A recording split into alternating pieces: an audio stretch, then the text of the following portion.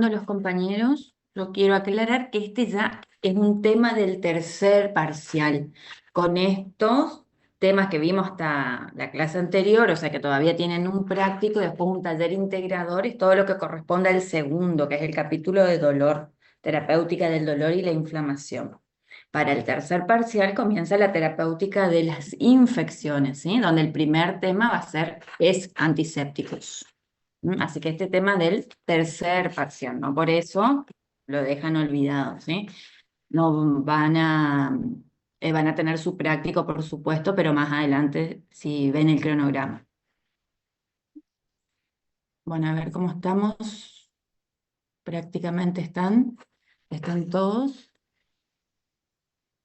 Bueno, como les adelanté entonces, el tema de hoy es antisépticos y desinfectantes, es comenzar a ver en qué situaciones, o de acuerdo al objetivo terapéutico, en qué situaciones voy a prevenir y en qué situaciones voy a tratar una infección o una patología en sí, ¿sí? A ver si puedo grabar más. Grabar. Bueno, no me deja grabar. Bueno, entonces, recapitulando, a ver, ¿qué recuerdan ustedes? Porque este tema lo vimos en tercer año, antisépticos, y qué son los desinfectantes. Ahí estamos. Vayan pensando. Los objetivos que nos propusimos, que nos proponemos como unidad curricular, es que se entienda la diferencia entre antisépticos y desinfectantes cuando van a ser necesarios, o sea, poder llegar al punto de seleccionarlos adecuadamente según la necesidad. Para ello, este sería el último objetivo que le muestro acá. A eso tenemos que llegar y estar óptimos en esa situación de tener el criterio adecuado de selección. Para ello, ¿qué tenemos que hacer? Diferenciarlos en un primer momento, ¿no? ¿Qué son antisépticos y cuáles son desinfectantes? Algunos que cumplen ambas funciones, de acuerdo a la dosis. Eso tienen que tener claro también. Y para poder seleccionar una sustancia, un medicamento, vamos a necesitar conocer, más allá de la forma que actúan, es como muy importante tener en cuenta los posibles efectos adversos que produzca, qué precauciones voy a tener que tener cuando no lo voy a usar, que sonarían las contraindicaciones, ¿sí? Eso al momento de seleccionar es muy importante. Primero nos ubicamos qué necesito, ¿no? Antisépticos, desinfectantes. Y a partir de ahí hacer una adecuada selección de acuerdo a esta necesidad y a las características de los productos. Los antisépticos y desinfectantes constituyen un arma insustituible para prevenir la transmisión de enfermedades. Es por ello que comienzan hace mucho tiempo, una simple maniobra como el lavado de mano cambió el paradigma de lo que era el desarrollo y la consolidación de las infecciones, sobre todo en atención de la salud, ¿no? Una simple maniobra que hoy es como está totalmente incorporada a nosotros, que es el lavado de manos. Bueno, a esto adicionamos, ante circunstancias determinadas, el uso de sustancias que nos van a ayudar a poder prevenir la instalación de infecciones, ¿no? Sí, o de microorganismos en general. Para ello, también tenemos, al momento de seleccionar la terapéutica, recordar, porque esto ya dimos, ya se habló, que es contaminación, que es colonización y que es infección. Y lo más fácil que vean o que recuerden así rápidamente es que es infección, ¿no? Pero el concepto de contaminación y colonización nos complica un poquito más. A ver si recuerdan.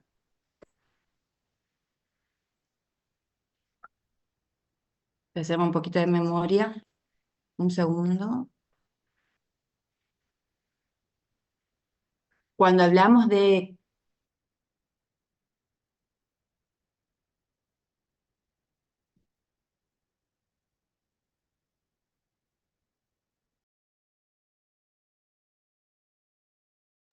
Muy bien, retomando.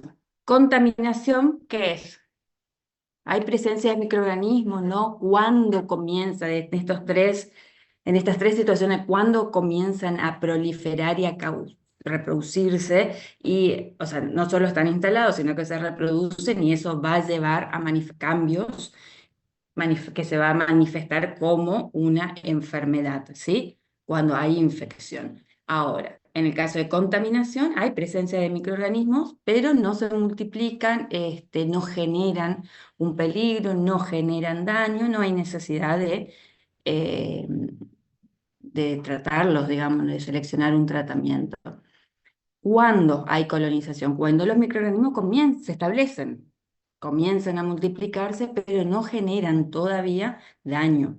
No hay manifestaciones de ningún tipo, simplemente están en un espacio, en una parte del cuerpo humano donde hay mayor proliferación, pero no causan enfermedad, ¿sí? Entonces, en estos casos se puede utilizar antiséptico, por ejemplo, o ante una situación que uno crea que va a haber colonización, eh, utiliza alguna de las de las variedades, perdón, que se tenga de antiséptico y no antibiótico. Eso es lo que tiene que quedar bien claro. Diferenciar estas tres situaciones desde la microbiología, de los componentes que están participando, por decirlo de alguna manera, y en qué condiciones para poder determinar cuándo voy a necesitar tratar y cuándo no. Todo lo que tenga que ver con infección, bueno, lo veremos después porque va a depender qué medicamento de acuerdo al factor etiológico, ¿no? ¿Quién produce esa infección?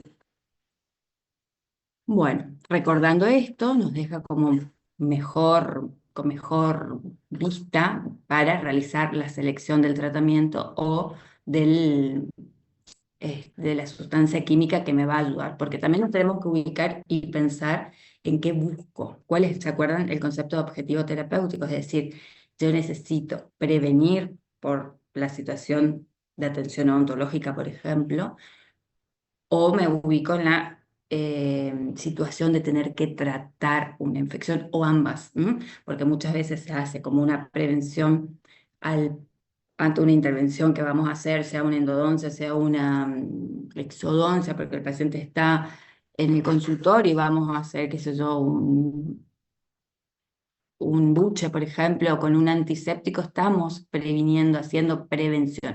Y a la vez puede ser que tenga que tratar una infección que ya esté instalada, ¿no? Pero básicamente pararnos ante esta situación, ¿qué necesito? ¿Qué busco? Realizar prevención, que lo puedo hacer con antisépticos, cuando hablamos del material inerte con desinfectante, porque ya desde eso, desde que estoy limpiando o estamos limpiando un consultorio, estamos haciendo prevención. Cuando se esterilizan las cosas, todo forma parte de la prevención a una infección. Y después, ya hablando más de medicamento específicamente, tenemos la profilaxis antimicrobiana, que eso también en tercer año hablamos mucho. ¿Sí? Ahora vamos a retomar porque cuando estemos bien en el capítulo de antibióticos, o sea, un poquito más avanzados, quiero decir, lo vamos a volver a retomar, a recordar.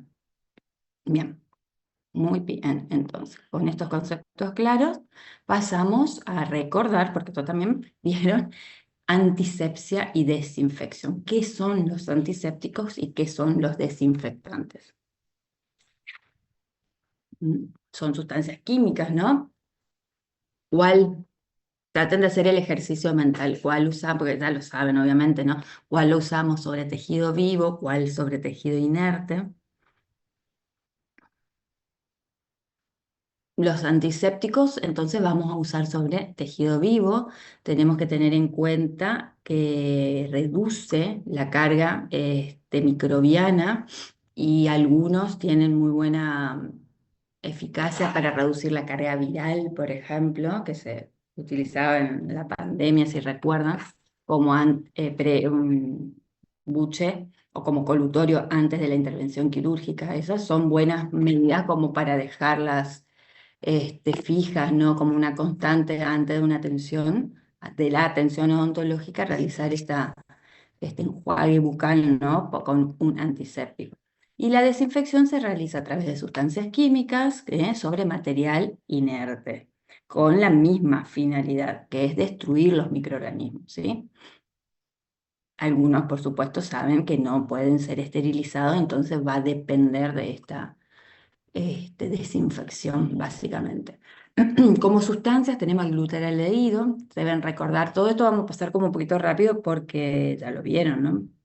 Lo importante es que resaltar algunos puntos, como que su concentración viene el 2%, se usa para desinfección del material, de equipos, desinfección de equipos médicos que no pueden ser esterilizados, la decontaminación del material previo a la esterilización, que hay que tener mucho cuidado con los vapores, usar protección, genera dermatitis, alergia, rinitis, es bastante irritante. Y lo que hay que tener de recordar es el bicarbonato de sodio que es un activador que actúa en conjunto, va a aumentar el pH, a partir de ahí comienza a ejercer la acción. Hay que dejar actuar mínimamente 20 minutos y una vez que esa solución se preparó, lo pueden utilizar hasta 3 semanas, depende del uso, depende este, la carga de detritus que tenga el instrumental que estaban limpiando, decontaminando, ¿sí? Así que eso tienen que tener en cuenta, que puede durar más o menos. Y bueno, recordar que es un desinfectante de alto nivel. Siempre mirar esta cuestión de qué efecto puede llegar a producir. Efecto beneficioso y efecto no deseados, ¿eh? Porque eso, sobre todo para los antisépticos. Pero bueno, seguimos con los desinfectantes, tenemos el hipoclorito de sodio. Esto se usa siempre también para material inerte, no es el más utilizado, ¿sí? Pero para limpiar superficies podría ser. Y específicamente en endodoncia se hace irrigación de los conductos radiculares con este producto, ¿sí? Así que, eh, obviamente, ya se lo enseñarán en las materias respectivas, pero tienen que tener muchísimo cuidado de que sea localizado, ¿no? De que no se expanda, que no toque, no tome contacto con la mucosa porque es irritante, es lesivo, por supuesto. Así que bueno, la concentración va a variar entre 0,5 a 5,25 de acuerdo a qué estoy buscando, qué estoy realizando. Y la ventaja es que tiene buen poder antimicrobiano local y es disolvente de tejidos necróticos. Por ello, la indicación o el uso en endodoncia, ¿sí? Dentro del conducto radicular específicamente, porque imagínense si va a decolorar la ropa muchas veces del paciente, lo que le puede producir a la mucosa, ¿no? Así que es consumo, cuidado, pero sigue siendo utilizado. Así que bueno, está tener esa precaución.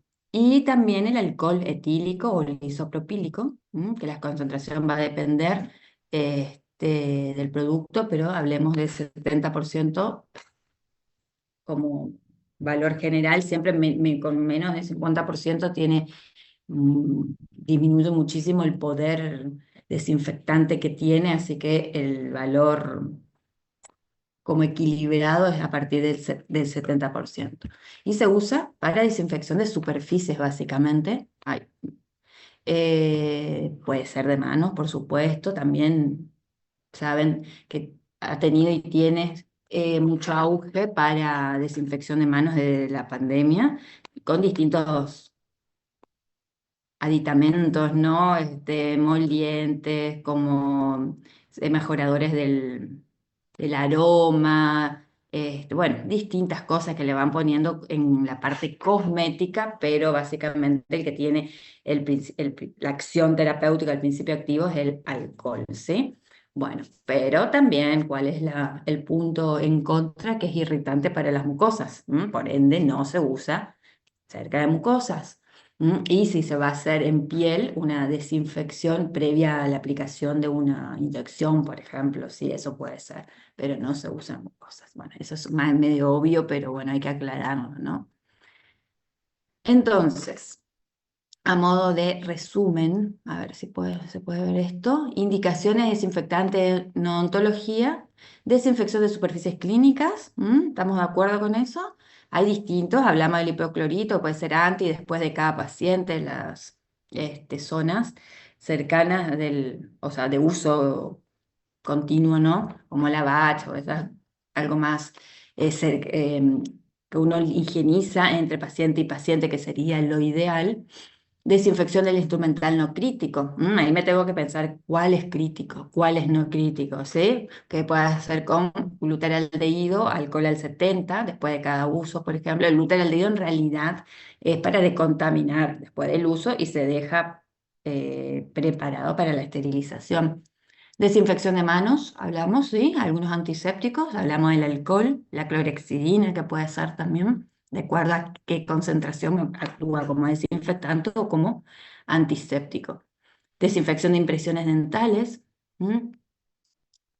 Se hace una limpieza antes de enviarlas al laboratorio. Y algo que es importante es la desinfección del sistema de agua de la unidad dental, que también en la clínica podrían hacerlo, mínimamente hacerlo correr, como para que lo que va succionando no quede en en las mangueras, ¿sí? Que haya como una limpieza, por lo menos mecánica. Y a veces se le tiran unos chorritos de productos específicos como para realizar la desinfección. Es una muy buena costumbre, se la incorporan después para sus consultorios para mantenerla toda la unidad dental, las mangueras y demás, que no frecuentemente no se higieniza, también mantenerlas limpias, ¿no? Y según riesgo, hablamos del material entonces, los no críticos son los que podemos realizar la desinfección nada más, que son los dispositivos, las superficies, este, que no se va a esterilizar, todo lo que sea instrumental, crítico y semicrítico que ha estado en contacto con mucosa o con sangre, se hace una descontaminación y posteriormente se esteriliza. Pero ahí ya no vamos a entrar. Acá es la cuestión de en qué situaciones es suficiente realizar la desinfección y cuándo no. Para recordar, porque esto también ya lo saben. Otro cuadro como para recordar, hablamos del glutaraldehído, distintas marcas que eso tendrían que ver cuáles hay acá en el mercado argentino. Dijimos que realiza una desinfección de alto nivel, bueno, a ver, características, recomendable para la desinfección y esterilización, lo que ya vimos, de bactericida, fungicida, virucida. Yo dentro del mecanismo de acción de cada uno ya no entré porque eso ya lo vieron, pueden ir a buscar. Yo lo que más quiero es que se ejercite el cuándo uso y cómo uso. Y en el cuándo uso también tengo en cuenta cuándo no uso, porque este paciente tiene tal o cual situación, ¿sí? Eso es lo que tenemos que ejercitar en este año, en esta materia. Bueno, dijimos que era muy irritante el glutaraldehído y que se debe cambiar periódicamente, cada 14 días. Dijimos que hasta 3 semanas puede durar, depende de cómo se mantenga este fluido, esta mezcla, ¿no? El hipoclorito de sodio tiene una desinfección de nivel intermedio, es económico, de fácil uso, se diluye muchas veces, ¿sí? De acuerdo a lo que estoy buscando, pero es altamente corrosivo, o sea que no voy a limpiar instrumental con esto, a menos que no tenga opción y, bueno, no tengo opción, es una posibilidad, pero no va a ser la elección nunca, porque es corrosivo. Y después tenemos distintos tipos de detergentes enzimáticos, que es una desinfección de bajo nivel.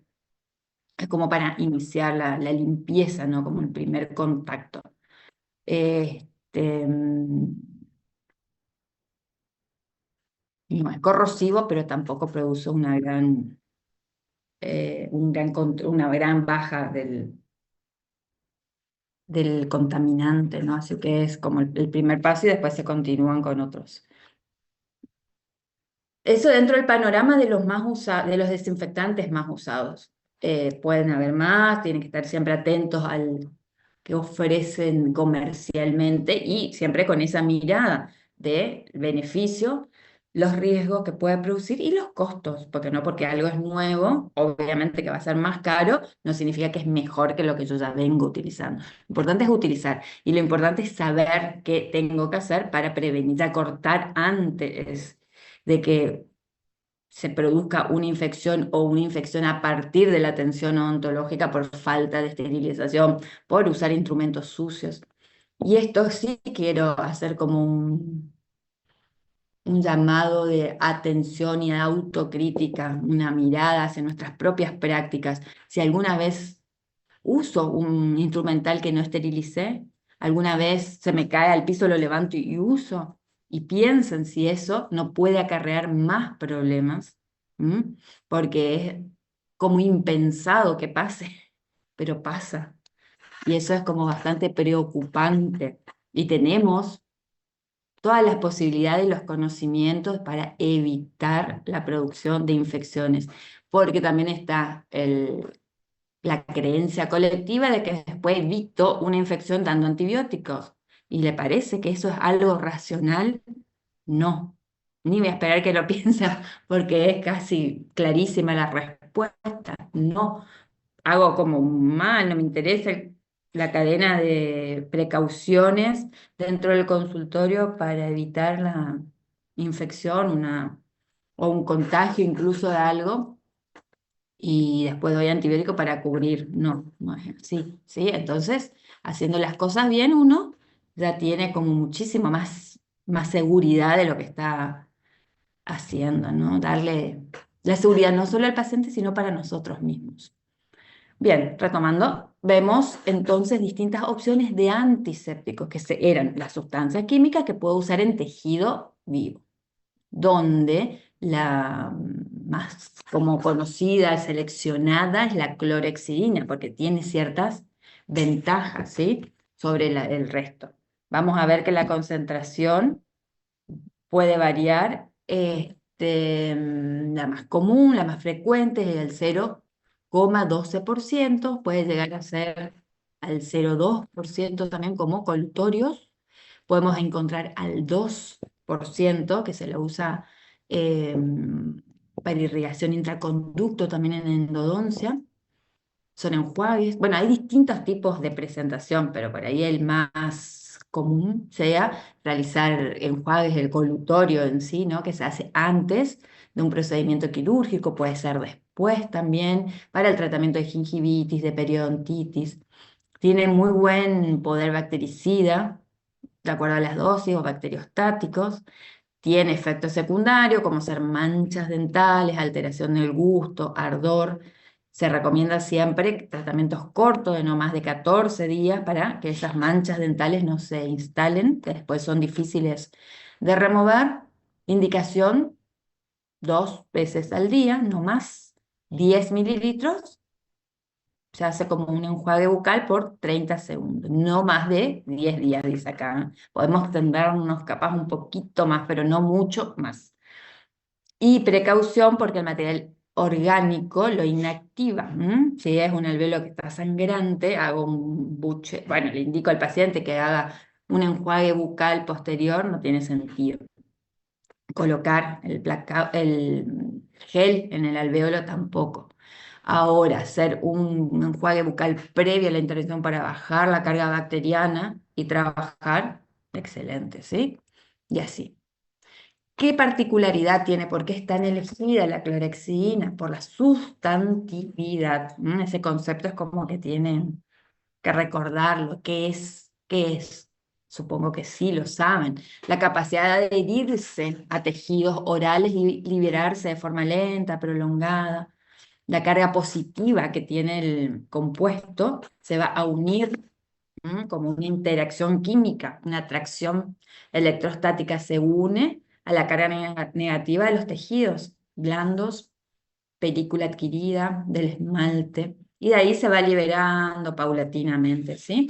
El efecto puede mantenerse hasta 12 horas o más, de acuerdo a la bibliografía, pero me quedo con el 12 horas. Y bueno, por eso la lógica de no hacer no más de dos enjuagues bucales sería al día. No es una cuestión, porque eso es como algo obsesivo por ahí, o del paciente que uno tras otro y al rato otro. No, no, no, no, no, no. Nosotros tenemos que dar una buena indicación, ¿sí? Porque es un medicamento.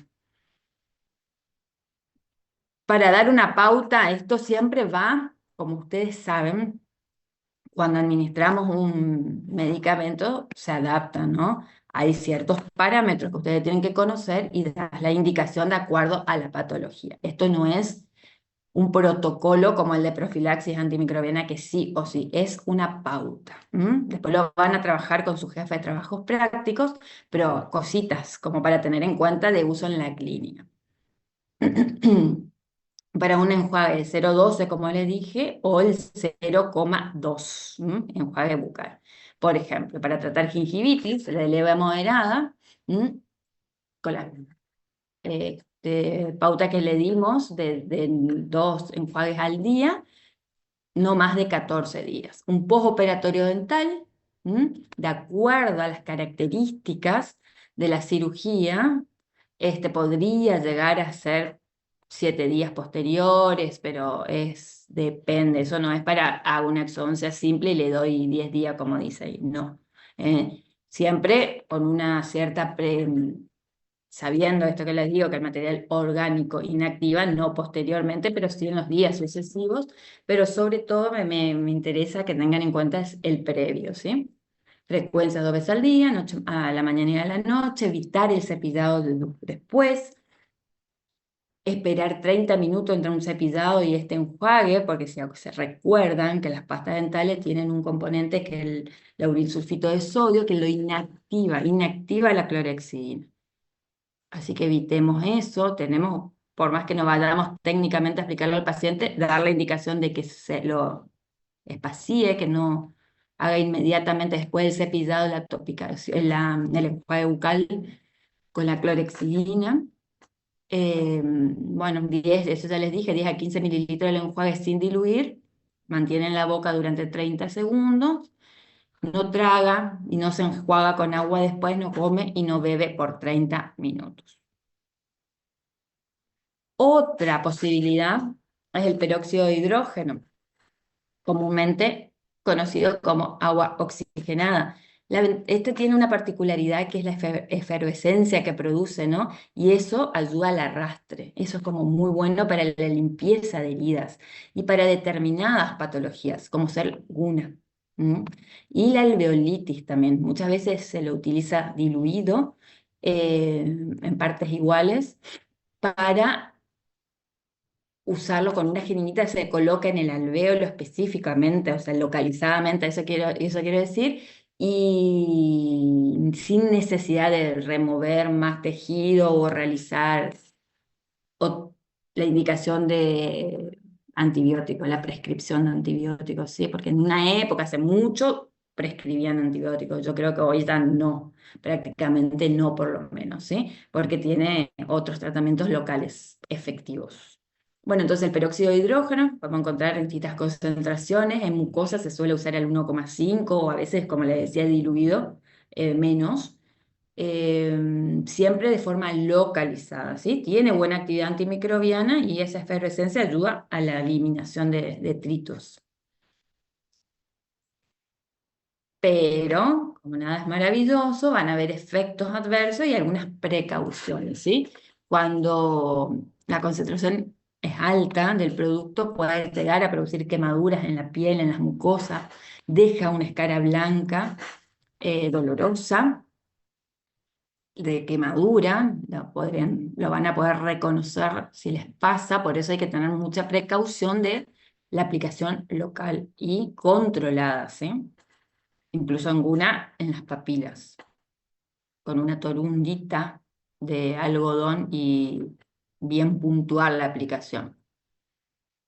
Y si en bajas dosis dijimos que podría hacerse también, se hizo porque baja la carga viral, se hizo mucho en pandemia, es feo el gusto, no vamos a negarlo, pero baja la carga viral, por ejemplo, como colutorio, un enjuague bucal. No obstante eso, puede llegar a producir hipertrofia de las papilas linguales de forma reversible, pero bueno, tengamos en cuenta que puede pasar y que es una opción más. Quizás desde mi óptica no sea la de primera elección, pero es una opción, ¿sí? Para el enjuague bucal previa a la intervención quirúrgica. Después tenemos otras posibilidades como los aceites esenciales, que tienen menos potencia antimicrobiana, siempre lleva la ventaja la clorhexidina, pero es una alternativa más, puede tener menos efectos adversos a usarlo no tener el condicionante de usarlo pocos días. Eh, lo que sí, y vamos a ver un poquito más adelante, siempre ver si el producto tiene o no alcohol, porque eso también cambia. La iodopovidona es otro compuesto que puede ser en general usado como desinfectante, por ejemplo, de superficie, o puede ser como antiséptico, pero de acuerdo a la concentración extraoral, ¿sí? Previa a la cirugía, toda la zona se hace una antisepsia preoperatoria de la zona, de la piel, eso lo harán seguramente en la clínica.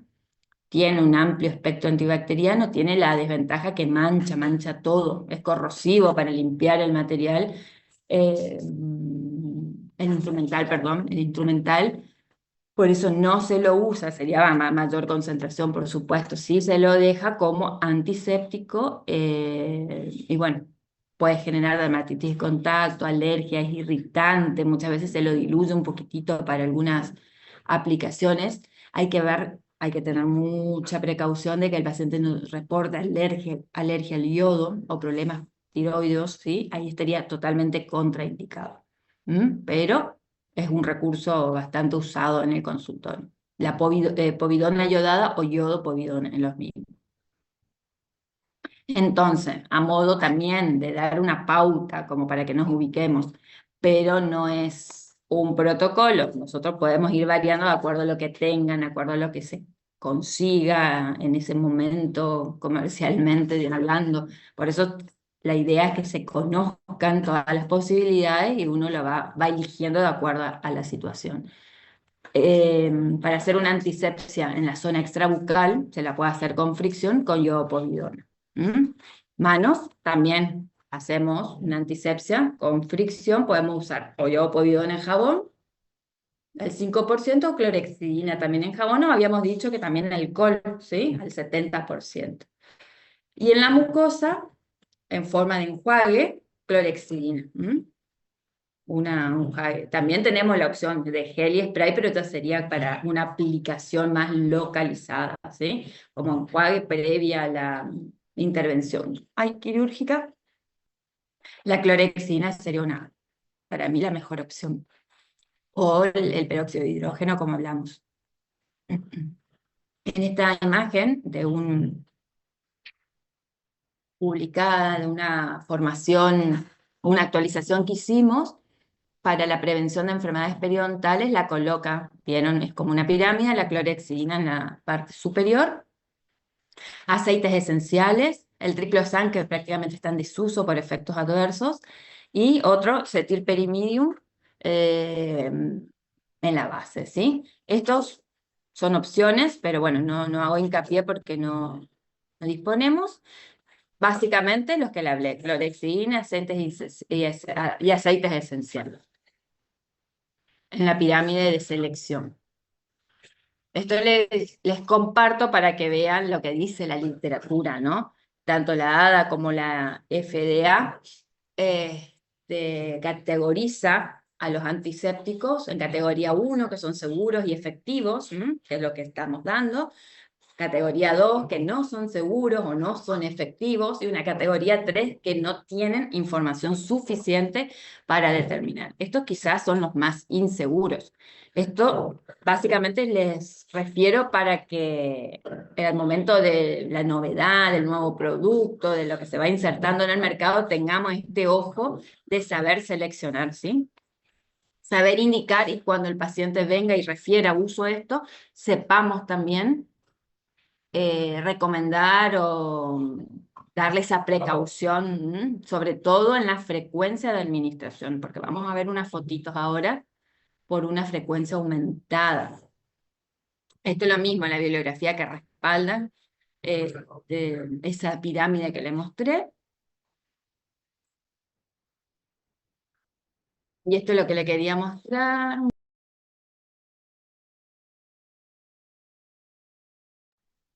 Bien, vamos.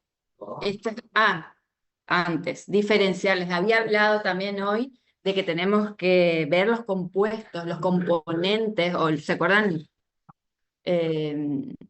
el prospecto de prescripción que trabajamos por lo menos en tercer año, no sé si este año ya lo hemos hecho, lo han hecho, quiero decir, en los seminarios, ver detalladamente qué tiene el producto en sí, o sea, o el medicamento en sí, porque muchas veces el paciente no es alérgico al principio activo principal si es una combinación, sino algún conservante, algún componente que tenga el medicamento que no es el que más llama la atención. Bueno, pasa con el alcohol. Hay colutorios con alcohol y sin alcohol.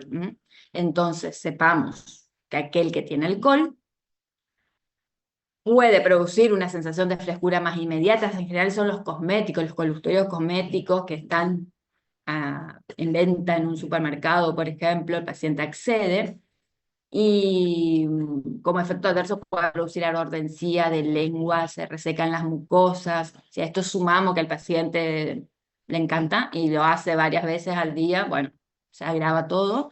Y las que tenemos algunos también sin alcohol, como Listerine cero, algunos cosméticos que debemos ver cuál tiene y cuál no. Eso es un buen desafío para un fin de semana largo, por ejemplo, que empecemos a mirar los componentes de los antisépticos en venta. Bueno, puede llegar a tener menos sensación de frescura y pierde un poco el poder antimicrobiano, ¿sí? Pero es menos irritante, que es la cuestión también a tener en cuenta. En estas imágenes, el paciente que refiere haberse realizado unas topicaciones, o sea, dicen no muchos enjuagues, porque le molestaba una pieza dentaria, ven las lesiones muy dolorosas. Acá está el prospecto que yo le digo, esto igualmente tiene como mezcla de medicamentos, no es solamente un antiséptico, pero lo que le quería mostrar es que acá abajo, no sé si se llega a ver, dice alcohol etílico y la cantidad, que por ahí está como solapado, acá también, ¿sí? Un componente que pueda ser sumamente irritante. Más allá que como vimos, cuando ven los efectos adversos, pueden ser varias causas, ¿no? Puede ser alérgico también, pero para que vean las posibles alteraciones por el uso de un colutorio. Bueno, esto fue una evolución de más días, ya el paciente dejó de usar, por supuesto, recurre a la consulta y se le recomienda que no lo utilice más, y hacia los 10 días fue mejorando, usa esto con dolor, con mucho dolor, no tenía una patología de base, no tenía noción de ser alérgico a algo, algunas sí que se había hecho el fin de semana muchos enjuagues bucales con ese compuesto, igualmente creo que era con otra cosa más también, o sea, como que mezcló colutorio, ¿sí? Al punto de que yo no es que traté a este paciente, sino que en una formación de posgrado que tenemos lo han compartido los cursantes, un caso que a ellos les tocó ver, se le recomendó al paciente que en lugar de hacer enjuagues bucales con estos colutorios, podría usar sustancias naturales, como usar manzanilla, por ejemplo, aceite de coco, algo que promueva la revitalización, la cicatrización, la curación, digamos, de estas lesiones sin ser irritativo, ¿sí? Sin que sea natural. Así que bueno, el paciente se recuperó perfectamente. Ahora lo que yo quiero que acá quede claro, que porque sea un medicamento para hacer un enjuague bucal, no tiene su factor de riesgo. Todos tienen su factor de riesgo, por eso tenemos que tener mucho ojo en lo que uno prescribe y cómo. Así que, bueno, como para concluir, la utilización de antisépticos y desinfectantes para el control de diferentes agentes infecciosos y contaminantes todavía presentan inconvenientes. No hay como un antiséptico ideal, todos tienen algún efecto indeseado con el que tenemos que por ahí lidiar. Con la clorhexidina nos pasa que no podemos extendernos en el tratamiento por mucho tiempo. y diferenciar esos grados de eficacia que pueden tener. Eso, ante la situación clínica, ustedes van a saber seleccionar qué es el entrenamiento que tienen que llevarse del cursado de esta materia. Y bueno, siempre mantener el criterio de esterilizar todo aquello que sea posible. Y sí, es lo que hablamos, ¿no? No solo de esterilizar, sino de no usar en un paciente algo que posiblemente se contaminó. Porque se cayó, porque abrí la bolsa y estuvo todo esparramado, o sea, no armé bien, no sé, algo que haya sucedido que crean que se corta esta cadena de control de la producción de infecciones en el consultorio, ¿sí? Es sumamente importante, es la responsabilidad de cada uno de nosotros. Bueno, y eso es todo lo que tiene que ver con, dejar de compartir, con antisépticos entrando al sol. Básicamente, diferenciar entonces el objetivo terapéutico. Voy a hacer prevención. Bueno, tengo un montón de sustancias o de acciones que me van a llevar a realizar una prevención de la infección. Y médicamente, que sería la profilaxis antimicrobiana, que eso también ya vimos, se vio en tercer año bastante. Vamos a ir ejercitando. El día que demos generalidades de antibióticos, yo o el profesor que le toque dar, vamos a hacer un repasito sobre las condiciones de la profilaxis antimicrobiana, ¿sí? Que es con medicamento y ante situaciones especiales. Pero lo que sí nos atraviesa a todos para la práctica clínica es el uso de los antisépticos, desinfectantes, y bueno, no, como lo nombré, lo vuelvo a nombrar, la esterilización oportuna, ¿sí? Adecuada, ¿sí? Bueno, esto entonces abriendo el capítulo, hermoso capítulo de tratamiento de infecciones, con una tarea que es mirar, no les va a costar mucho, es lindo, los componentes de los antisépticos, de los que encuentran en sus casas, qué tiene, qué principio activo y si tiene o no tiene alcohol, porque a veces uno, ay, qué fresco, qué hermosa sensación, dice el paciente. ¿Mm? Y no solo que le podés generar alergia, que son los menos, sino la irritación, ¿sí? Así que bueno, hermoso, hermoso tema, no es largo y es importante, útil. ¿Están despiertos todavía? Sí, doctora. Muy muy bien, nos vamos, nos vemos el lunes entonces, en clases. Que tengan un buen fin de largo. Igualmente para usted. Hasta luego. Gracias. Chao, chao. Chao, profe.